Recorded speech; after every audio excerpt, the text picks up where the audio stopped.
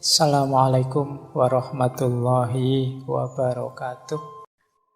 Eh, kita lihat dulu ya, gaya berpikirnya, cara berpikir sufistiknya Syekh Ibnu Athaillah ini sebelum masuk ke gagasan Mahabbatullahnya. Jadi tasawuf ini agar bisa diambil manfaatnya oleh banyak orang, para sufi merumuskannya dalam kitab-kitab. Para sufi mengekspresikannya melalui gagasan-gagasan.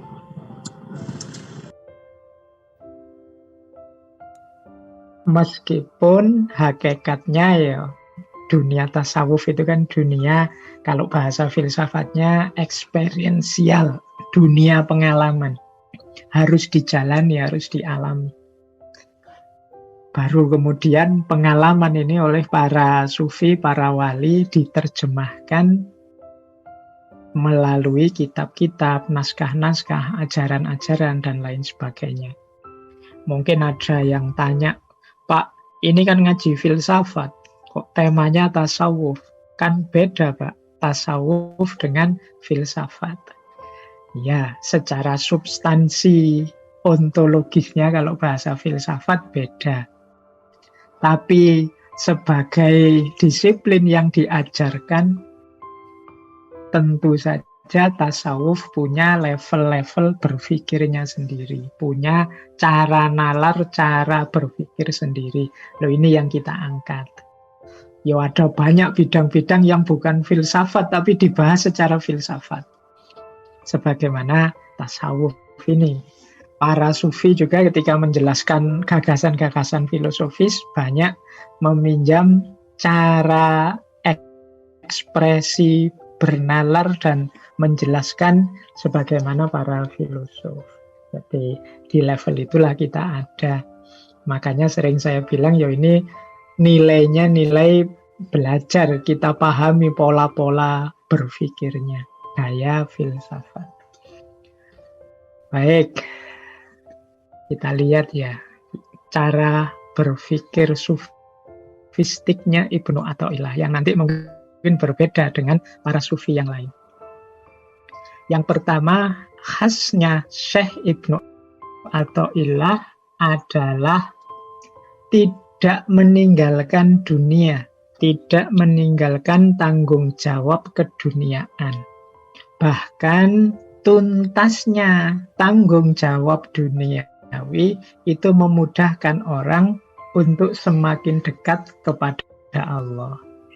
Jangan sampai orang lupa tanggung jawab keduniaannya, terus fokus akhirat saja, akhirnya amanat-amanat keduniaan merepotkan orang lain. Atau dia yang mengkritik kalau ada orang kok hidupnya di masjid, terus keluarganya tidak diberi nafkah misalnya. Itu kan Rasulullah dikritik. Nah, Syekh Ibnu Athaillah juga begitu. Tasawuf bukan berarti meninggalkan tanggung jawab keduniaan. Ini yang pertama, gaya beliau. Jadi sufi tidak harus kemudian lari dari amanah. Dua, tidak mengabaikan syariat. Jadi syariat adalah salah satu kendaraan kita untuk dekat dan menuju Allah. Syariat adalah jalan yang diridhoi oleh Allah. Maka tidak mungkin kalau ada orang mengklaim dirinya cinta pada Allah, ingin dekat dengan Allah, kok mengabaikan syariat. Yang ditunjukkan langsung oleh Allah untuk kita bisa dekat dengannya. Ciri kedua, maka gagasan-gagasan Syekh Ibnu Athaillah ini sering ada yang menyebutnya ini tasawuf yang tidak ekstrim. Kan ada tasawuf itu yang coraknya sampai meninggalkan dunia sama sekali, bahkan ada yang dikritik beberapa sufi yang punya gagasan meninggalkan syariat. Nah, Ibnu Athaillah tidak masuk dalam kelompok itu. Ciri kedua. Ciri ketiga, Di antara gagasan-gagasan Syekh Ibnu Athaillah yang sangat ditekankan oleh Syekh Ibnu Athaillah adalah zuhud. Zuhud ini makna umumnya yang dipakai juga oleh Syekh Ibnu Athaillah adalah mengosongkan hati dari selain Allah. Jadi zuhud ini dalam pandangan Syekh Ibnu Athaillah itu berarti bukan kok serta-merta meninggalkan dunia. Bukan kok zuhud ini kemudian tidak ngurusi dunia, tapi hati kita tidak terpaut, tidak terpancang pada dunia. Jadi mengosongkan hati dari yang selain Allah.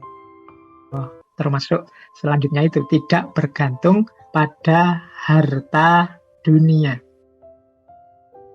Itu cirinya yang keempat. Jadi mengosongkan hati dari yang selain Allah dan tidak menggantungkan hati pada dunia. Ini penciri utama gagasan tasawufnya Syekh Ibnu Athaillah. Menurut Syekh Ibnu Athaillah, makomat atau tangga-tangga yang harus kita daki menuju Allah itu ada 1, 2, 3, 4, 5, 6, 7, 8 dan 9 puncaknya, yaitu mahabbah. Jadi ini bagi para salik, orang yang berjalan menuju Allah, mari kita daki tangga-tangga ini. Ya, para sufi biasanya punya rumus sendiri-sendiri tentang tangga-tangga ini. Nah, kalau menurut Syekh Ibnu Athaillah, ya tangganya 9 ini puncaknya mahabbah. Jadi mahabbah ini ada di strata paling tinggi. Diawali dari taubat. Ini kalau yang awal ini biasanya sama, hampir semua pakai taubat. Kemudian dilanjutkan zuhud. Jadi setelah bertobat, berzuhud. Berzuhud itu berarti melatih diri agar tidak jatuh cinta dengan dunia. Kalau sudah bisa zuhud, sabar. Biasanya kan orang zuhud itu kendalanya banyak, ujiannya banyak, godaannya banyak. Maka makom sabar jadi level selanjutnya. Kalau sukses zuhud dan mampu bersabar, ada makom satu level lebih tinggi, yaitu syukur. Jadi rasa terima kasih kita, rasa pujian kita yang sepenuhnya kita persembahkan untuk Allah. Alhamdulillah, ya Allah, aku masih Engkau izinkan untuk meniti jalan menujumu. Melalui taubat, aku kuat zuhud dan mampu bersabar. Nah, kalau sudah nyampe makom syukur, itu kemudian naik ke makom khauf dan roja. Ini 2 makom berturutan. Diawali dari khauf. Kita merasa takut, tidak berani sembrono lagi menjalani hidup ini. Kita hati-hati agar tetap fokus perjalanan menuju Allah, tidak melenceng kemana-mana. Wong sudah berjuang sejak tobat, zuhud, sabar, dan kita syukuri, ya kita terus hati-hati. Makanya ada khaufnya, biar tidak sembrono. Tapi juga khaufnya jangan terlalu besar, biar tidak putus asa. Di situ ada roja. Kita penuh harapan pada Allah. Semoga Allah mengampuni kita, semoga Allah membimbing kita, semoga Allah nuntun kita, melindungi kita, dan lain sebagainya. Ini namanya roja. Kalau sudah mampu rojak dan khauf dan syukur, sabar, zuhud, taubat, ada satu level lebih tinggi yaitu ridho. Jadi naik satu level di ridho. Ridho itu berarti kelegaan kita untuk menerima apapun situasi yang menimpa diri kita. Ini namanya makom ridho. Kemudian naik satu lagi di atas ridho yaitu tawakal. Kalau tawakal itu kondisi jiwa kita yang mampu memasrahkan segalanya kepada Allah, itu namanya tawakal. Kalau ridho itu coraknya pasif dalam tanda petik, kita terima apapun situasi, kondisi, takdir yang diberikan pada Allah. Kalau tawakal ini ada unsur aktifnya. Apapun yang kita jalankan, apapun yang kita lakukan, kita pasrahkan hasilnya pada Allah. Setelah yang terbaik kita jalankan, kita kembalikan semuanya pada Allah. Nah, ini namanya tawakal. Nah, pada akhirnya kalau orang sudah mampu ridho dan mampu tawakal, dia akan sampai pada mahabbah. Jadi munculnya rasa cinta kepada Allah. Ya karena sudah mendekat pada Allah sejak taubat, zuhud, sabar, syukur, khauf, rojak, ridho, tawakal. Pada akhirnya pasti mahabbah akan lahir diri. Nah, ini makom yang paling tinggi. Di beberapa ulama sufi yang lain, mahabbah ini tidak di makom, tapi adanya di akhwal. Diasumsikan ini anugerahnya Allah. Tapi di kitabnya Syekh Ibnu Athaillah yang Anwir fi Isqati Tadbir, ini mahabbah ini masuk bagian makomat. Berarti ya kita harus berusaha menumbuhkan rasa cinta pada Allah. Makomat itu kan semakin ke atas semakin sulit. Nah, memang menumbuhkan rasa cinta itu kan tidak mudah. Kita ini manusia yang gampang terdistraksi oleh hal-hal duniawi. Kita manusia yang sulit tawakal. Biasanya kalau kita melakukan sesuatu itu kita matok target. Kalau targetnya tidak terpenuhi kita kecewa. Sulit kita tawakal. Kita juga sulit ridho. Kita sering mengeluh, sering protes, sering komplain. Kita sering tidak seimbang antara rojak dan khauf. Kita sulit sekali bersyukur. Kita tidak sabaran. Kita mudah tergoda oleh dunia, tidak zuhud, dan kita lupa untuk taubat. Ini kan tangga-tangga ini menunjukkan kesungguhan kita. Nah, kalau orang sudah melakukan 8 tangga sebelumnya, ya kemungkinan mudah untuk sampai di aspek mahabbah. Jadi ini tuntunan dari Syekh Ibnu Athaillah As-Sakandari. Baik, saya lanjutkan. Sekarang kita mulai masuk ke penjelasan tentang mahabbah. Tidak apa-apa ya, tadi putus sebentar, tapi kan belum masuk pembahasan intinya. Bismillah.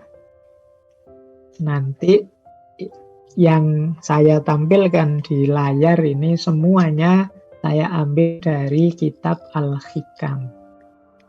Meskipun modelnya tematik ya, jadi tidak urut. Saya urutkan sendiri sesuai logik penyampaian kita malam hari ini biar lebih mudah kita memahami mahabbah atau cinta.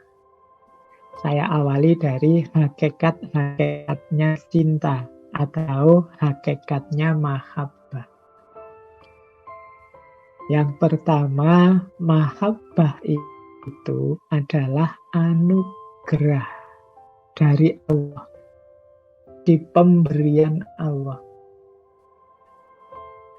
Dalam Al-Hikam, Syekh Ibnu Athaillah menyatakan ada sebagian orang yang Allah jadikan berkhidmat kepadanya dan sebagian lainnya Allah istimewakan dengan mencintainya.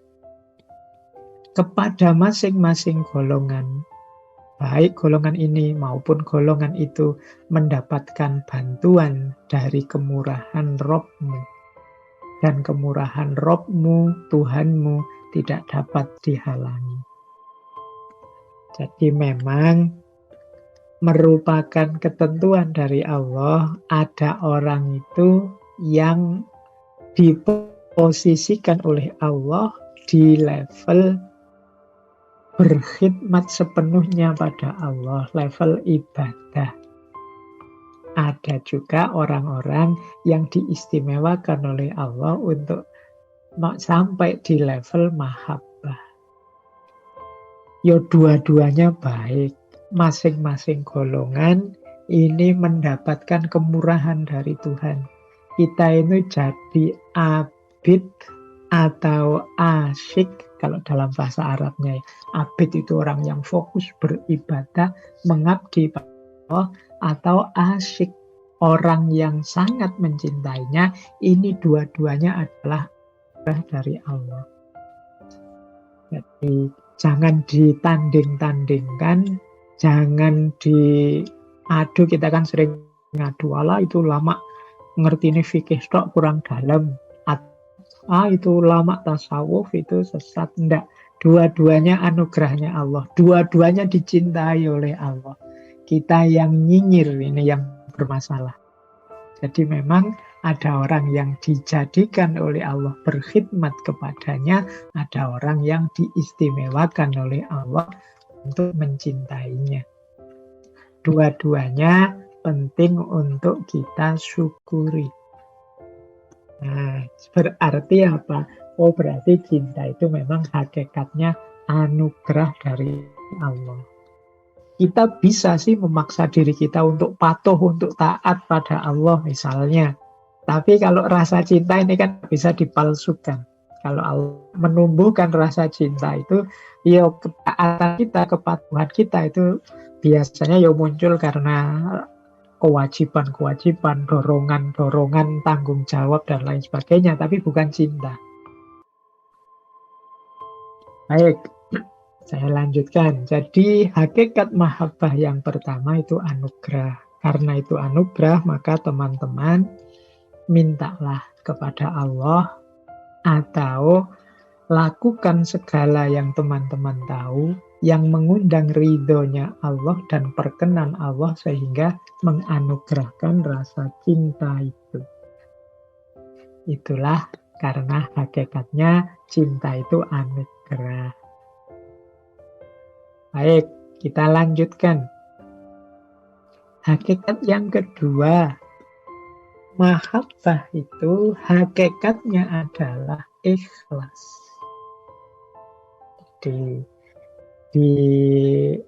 kitab hikam dijelaskan oleh Syekh Ibnu Athaillah, seorang pecinta bukanlah orang yang mengharapkan imbalan dari orang yang dicintainya atau menuntut sesuatu dari kekasihnya itu. Tetapi sejatinya pecinta adalah orang yang murah hati, memberi pada kekasihnya, bukan malah memperoleh sesuatu darinya. Jadi ini di banyak kesempatan saya jelaskan ya, hakikatnya cinta itu ikhlas. Ikhlas itu berarti orang yang mampu mengendalikan egonya. Jadi ikhlas itu yang tidak berpikir tentang aku, tapi yang dipertimbangkan adalah yang dicintai. Kalau cinta pada Allah ya, kata-kata yang paling pas untuk ikhlas itu ya lillahi ta'ala. Karena Allah sepenuhnya. Ini di redaksi-redaksi niat itu kan selalu di belakangnya lillahi ta'ala. Ini sebenarnya redaksi-redaksi niat itu memang mengarahkan kita untuk menuju mahabbah. Makom yang paling tinggi tadi. Bukan mikir imbalan-imbalan atau pemenuhan, tapi hanya demi dia yang kita cintai. Ya karena yang kita cintai itu Allah, ya berarti sepenuhnya demi Allah saja. Jadi seorang yang pecinta itu tidak ingin imbalan apa-apa, tidak ingin menuntut apa-apa dari yang dicintai. Jadi inginnya apa? Memberi yang terbaik baik untuk yang dicintai. Nah, ini sering ada orang tanya cinta itu apa sih, terus sulit menjelaskannya. Nah, kalau versinya saya Ibnu Athaillah mudah, jelaskan saja bahwa cinta itu keikhlasan hakikatnya. Jadi ketika seseorang mampu menepis egonya demi yang dicintai. Nah, hakikat mahabbah lagi adalah kerinduan, keinginan untuk bertemu, keinginan untuk dekat terus dengan yang dicintai. Maka di kitab Hikam itu ada kalimat betapa mengecewakan apabila engkau terbebas dari kesibukan namun tidak juga menghadap kepadanya. Dan apabila engkau sedang ada sedikit rintangan juga engkau beranjak menuju. Kalau ada orang seperti ini, itu jangan ngaku cinta pada Allah. Jadi cirinya orang cinta itu rindu, ingin ketemu terus, ingin dekat terus. Nah, silahkan teman-teman tanya pada dirinya masing-masing, atau coba teman-teman diuji. Apakah aku pernah tidak rindu sekali pada Allah? Ingin dekat terus. Nah, atau lebih sering lupa. Nah, coba dicari. Sedikit-sedikit pasti ada momen-momen yang teman-teman rindu. Karena ini memang sifatnya agak hakiki kepadanya. Tapi sering kita tepis, kita singkirkan. Makanya di Hikam disebut alangkah mengecewakan. Kalau kita sedang longgar, tidak ada kesibukan apa-apa, tapi kok tidak menyibukkan diri menghadapnya. Atau ada kesulitan, tapi kok kita tidak segera menyapanya. Jadi tidak segera menuju dia. Wong kalau kita kesulitan itu kan sebenarnya Allah sedang merindukan kita agar kita datang hadir ke hadiratnya. Jadi hakikat cinta selanjutnya adalah kerinduan. Orang yang mencintai pasti rindu, baik dalam situasi senang atau dalam situasi sulit, ingin terus dekat dengan yang dicintai. Nah, jadi ini ukuran kita cinta atau tidak. Terus, hakikat cinta selanjutnya menurut Al-Hikam adalah hadirnya sang kekasih di mana saja. Ya, maksudnya apa? Orang yang mencintai itu ada atau tidak ada yang dia cintai, dia tetap sibuk terus tentang yang dicintai, tentang kekasihnya tadi. Jadi, tapi kan kadang-kadang ada LDR Pak, misalnya yang jarak jauh itu. Iya sih, long distance kita hubungannya jarak jauh, tapi kadang-kadang justru dengan jauh itu pikiran kita malah sibuk terus tentang dia yang jauh. Sekarang sedang ngapain ya? Sekarang kesibukannya apa ya? Ini PPKM ini jangan-jangan dia sedang di rumah sendirian, atau dia jangan-jangan sakit, atau dia jangan-jangan, kita sibuk terus tentang dia. Jadi meskipun mungkin wujudnya tidak ada, tapi pikiran kita sibuk terus tentang kekasih kita. Hadirnya kekasih di mana saja. Di banyak presentasi sering saya ilustrasikan kan, kalau orang jatuh cinta itu kemana saja, melihat apa saja, selalu dihubungkan dengan yang dia cintai.